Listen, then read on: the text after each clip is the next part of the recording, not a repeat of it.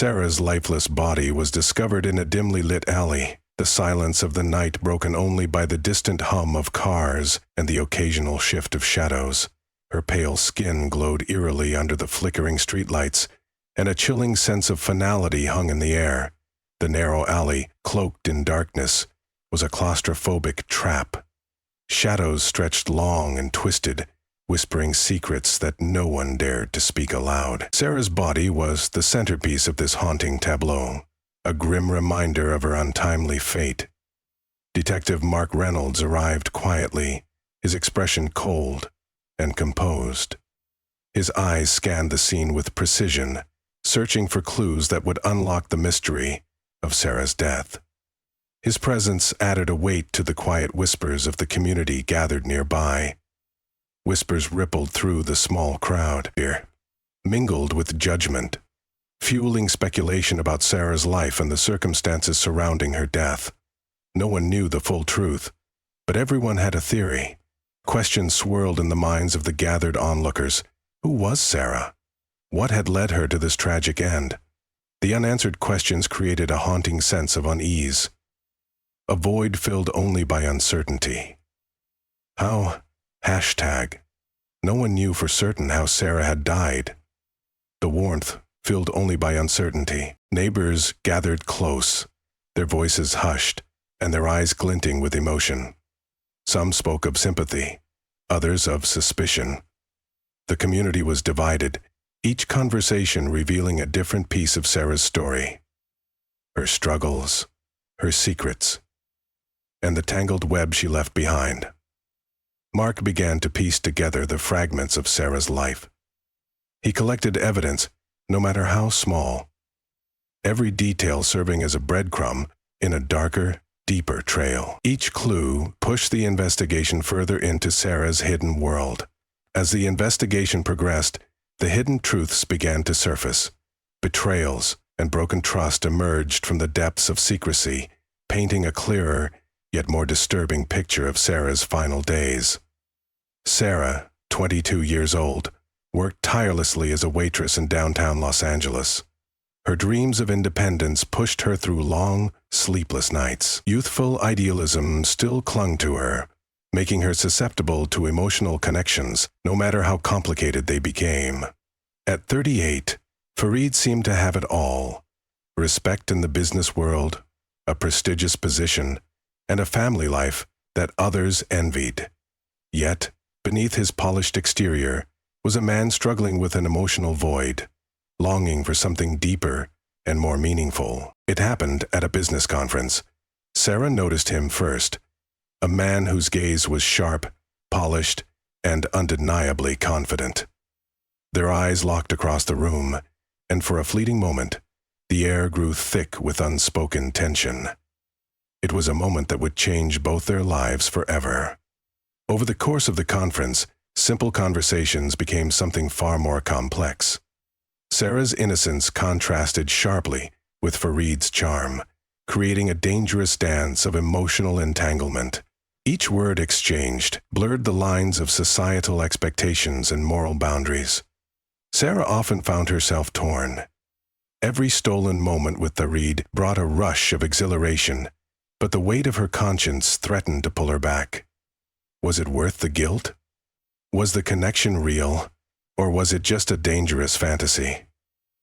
Farid wrestled with his responsibilities, his wife, his children, and the life he had built. But the allure of Sara's youth and vulnerability was difficult to resist. Each time they met, the lines between right and wrong became less distinct. Their interactions deepened into late-night texts and secret meetings. The moments they shared were intimate, electric, and increasingly risky. With each encounter, the stakes grew higher, blurring moral boundaries and feeding their desire for something forbidden. As the affair progressed, Sara distanced herself from friends and family. Guilt and the intoxicating thrill of secrecy consumed her. She became isolated, trapped in a world where the only person who understood her was the one who pulled her deeper into the shadows. The rumors spread quickly through their social circles. Whispers of their relationship reached family and friends, casting both Sara and Farid under a harsh spotlight. Judgment hung over them, suffocating their fragile connection. He skillfully used Sara's emotional vulnerability to his advantage, controlling their narrative while leaving her questioning her own worth. The balance of power in their secret affair tilted heavily in his favor. This setup introduces the complexity of their forbidden relationship, emphasizing the emotional turmoil and moral struggles faced by both Sara and Farid as their connection deepens. But Sara and Farid continued meeting in clandestine locations, quiet cafes, dimly lit parks, secluded hotels. Their relationship grew more intense with each passing day.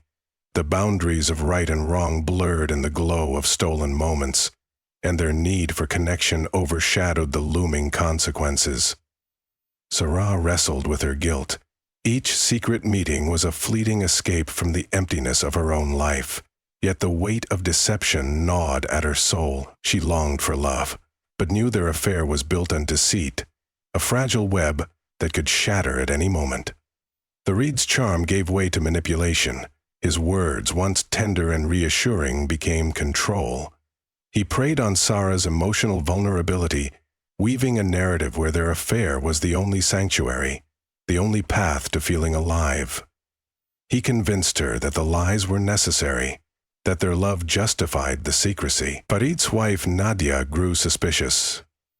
Small changes in his demeanor, his distracted glances, unexplained absences, gnawed at her. She couldn't prove anything, but her instinct screamed that something was wrong.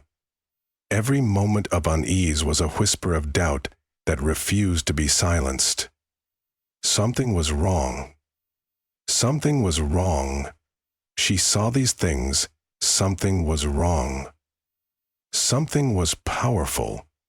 It sounded like a mind touch, with nothing around. As driven by her suspicions, Nadia began digging. She found cryptic emails, unfamiliar phone numbers, and patterns of unexplained disappearances. Each piece of evidence chipped away at her denial, pulling her closer to the truth.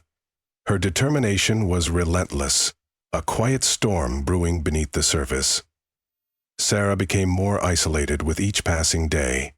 Her world shrank to secret rendezvous and whispered conversations. Friends drifted away, family became distant, and her only solace came from fleeting moments with Farid. She lived for those brief encounters, but the loneliness that followed each ended meeting was unbearable. At social gatherings, the tension was palpable. Gossip buzzed around them like a swarm of bees, prying eyes following their every move. Sara and Farid were keenly aware of the scrutiny, the hushed whispers echoing in their ears. They were no longer free, their actions scrutinized and judged. Farid worked tirelessly to control the narrative. He brushed off questions, deflected suspicions with plausible explanations, and painted his marriage as perfect. Yet, his facade cracked with every lie, and the pressure of maintaining the illusion became unbearable. One evening, with her collection of damning evidence laid out, Nadia confronted Farid. The confrontation was explosive. Emotions surged. The years of betrayal, the lies, and the love lost. Their heated argument tore through the facade, revealing the depths of their pain and the fractures in their relationship. In the aftermath of Nadia's confrontation, Sara found herself alone. The weight of her choices became overwhelming. Air retreated with her, and fractures in their relationship. In the aftermath of Nadia's confrontation, Sara found herself alone. The weight of her choices became overwhelming. Her love for Farid clashed with her growing awareness of the irreparable damage. Every stolen moment, every whispered word, was now a reminder of what could never be undone. This section deepens the conflict, showcasing emotional turmoil, manipulation, and societal pressures as the stakes escalate for Sara, Farid, and Nadia in their intertwined lives. The cafe was dimly lit, the hum of conversation and clinking glasses creating an undercurrent of noise. Nadia entered, her eyes scanning the small room until they landed on Sara, sitting quietly by the window. There was no hesitation in her step, no doubt in her mind. She approached with purpose, every movement deliberate. Nadia sat across from Sara, their gaze locked. "How could you do this?" Nadia's voice was steady, but her tone carried a depth of sorrow. "You knew what you were doing." Sara's breath hitched, her hands trembling. "I didn't set out to hurt anyone. It wasn't supposed to be like this." Her voice broke, the weight of her guilt evident. "Manipulation," Sara hissed, her voice rising. "Deceit. You knew exactly what Farid was doing. You let it happen." Nadia's face contorted with anger. "You think you're the only victim here? You think this was just about Farid? He didn't act alone, Sara. You were complicit in destroying lives." The mere mention of Farid's name brought a shift in the atmosphere. Farid's name hung in the air like a storm cloud. "This isn't about him," Sara said, her voice faltering. "It's about us, the choices we made." "Choices?" Nadia shot back, her voice a scream. "He played both of us like fools. And now, you're trying to deny it?" Tears streamed down Sara's face as she recounted her loneliness, her vulnerability. "He made me feel like the only thing that mattered was him, like I was everything he needed." Nadia's sobs were uncontrollable now. "And what did that get you, Sara? More betrayal, more heartbreak. I didn't want this for either of us." The heated exchange reached its peak. Sara's hands clutched the edge of the table tightly, her breath coming in short, erratic gasps. "You think this ends with words?" Sara whispered, her voice trembling. "You think you can undo what's been done?" Before either could react, Sara stumbled back. Her foot caught on the uneven floor, and she fell backward down the flight of stairs. A sickening thud echoed through the cafe, followed by a gasp from the onlookers. Sara lay motionless at the bottom of the stairs, blood pooling around her. The room fell into chaos. People screamed, rushed to her side, their faces painted with panic. One person frantically dialed emergency services, while another tried to staunch the bleeding with a cloth. Kneeling beside Sara, Nadia's hands shook as she touched her friend's pale face. "I didn't mean—" Her voice broke, tears blurring her vision. "I didn't mean for this to happen." "Stay with me," someone shouted, pulling Nadia back. "You need to move." Emergency responders arrived quickly, the sirens cutting through the tense air. Sara was rushed to the hospital, her condition critical. The questions began immediately. Who was responsible? Was it an accident or something far more sinister? The weight of what had transpired pressed down on everyone involved. The hospital room was sterile, the hum of machines creating a somber rhythm. Sara lay motionless in the hospital bed, her fragile body covered in bandages, IVs running into her veins. Every breath felt labored, every movement a struggle. Outside the world buzzed with life, but inside this room, Sara's thoughts were consumed by guilt, regret, and a haunting sense of loss. Farid sat by Sara's bedside, his eyes hollow, his hands trembling as he clutched her frail fingers. The weight of his actions crushed him. "I didn't mean for it to end like this," he whispered, his voice broken. Memories of the past flickered in his mind, moments of deceit, manipulation, and the slow unraveling of everything he once held dear. Guilt gnawed at him, eating away at his sanity. Nadia signed the divorce papers with a steady hand, though her heart wavered. She stared at the document, the weight of betrayal too heavy to carry. Every word seemed like a sharp blade cutting into her soul. The love she once held for Farid was suffocated by years of lies and emotional torment. "It's over," she murmured, her voice trembling with sorrow. There was no future with him, only pain and the haunting echoes of betrayal. Farid faced criminal charges for his involvement in the affair. His once thriving business empire crumbled rapidly as clients severed ties and business partners distanced themselves. The community, once enamored by his charm and success, now shunned him. Every courtroom session was a battlefield, his legal team doing their best to salvage whatever they could. But the weight of justice bore down relentlessly. Farid's reputation was a distant memory, replaced by whispers of disgrace. Days turned into weeks, and Sara's recovery was a slow, painful process. Physically, her wounds healed, but emotionally, the scars were deep. Surrounded by supportive friends, she began therapy sessions, delving into her darkest thoughts. "What's been done?" Sara said softly, her voice trembling. "But I can move forward." Each session brought clarity, and with it, the strength to face the world once more. The town's response was swift and merciless. Sara became a tragic symbol of vulnerability, her potential lost to the shadow of betrayal. Farid, on the other hand, was vilified, a man whose actions had destroyed 2 lives. Gossip spread like wildfire, painting them as a cautionary tale. Whispers in cafes and town squares painted Sara as a victim, while Farid became a cautionary figure, a warning of how easily love could be corrupted by power and deceit. Farid was left alone in his misery. The phone calls stopped, and his friends, once loyal, vanished into the background.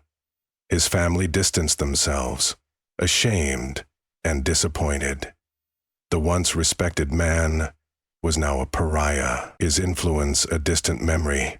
The silence of his loneliness was deafening, a punishment far worse than any courtroom verdict. Sara found strength in her solitude. In the quiet moments, she reflected on the past, the choices she had made, the love that turned toxic, and the road to forgiveness. "Justice was served," she said one evening, her voice calm and resolute. "But peace comes from within." Her journey wasn't about seeking retribution. It was about reclaiming her own life, one step at a time. The room was dimly lit, shadows stretching across the walls like dark specters. Farid sat in a worn-out chair, his hands trembling as he clutched a photograph. Once a symbol of happiness, now a reminder of what had been lost. Guilt weighed on him like an anchor in the ocean, dragging him deeper into the abyss. "What have I done?" he whispered to the empty room, his voice cracking with emotion. Each memory cut sharper than the last, a slow unraveling of his former self. Farid stared at the flickering candle on the table, watching the flame dance in silence. The air was thick with regret. His thoughts spiraled through moments of deceit, twisting words, exploiting vulnerabilities, and manipulating trust. "Power without morality is hollow," he thought bitterly. Determined to turn her pain into purpose, Nadia became a beacon of hope. Her activism took root in the depths of her sorrow, transforming her grief into a powerful movement against betrayal and exploitation. "Justice isn't just a word," she said in passionate speeches, her voice resonating with emotion and conviction. Through her journey, she connected with others who had suffered similar betrayals, creating a community that supported victims of manipulation and abuse. Nadia's transformation was profound. From a woman broken by betrayal, she emerged as a force to be reckoned with, a relentless advocate for ethical integrity. Her resilience inspired a town to challenge toxic relationships, confronting uncomfortable truths about power dynamics and personal responsibility. "Pain doesn't define us," she declared, her words cutting through the noise of gossip and judgment. "It strengthens us." Sara's healing was a slow, deliberate process. She embraced her scars as part of her story, no longer hiding from the pain, but learning to live with it. Therapy sessions became her sanctuary, where each tear shed was a step towards understanding and acceptance. With the unwavering support of her friends and family, she rebuilt her life from the fragments left behind. "I will find my purpose," she vowed, each day drawing her closer to wholeness. Through the process of self-discovery, Sara learned the power of forgiveness. She no longer carried the burden of resentment. Instead, she cultivated empathy, a deeper understanding of human frailty and the capacity for growth. "Healing is a choice," she said softly, feeling the weight of her past lifting ever so slightly. Her journey wasn't about forgetting, but about releasing the pain and embracing the strength that came from her experiences. She listened to Jonathan,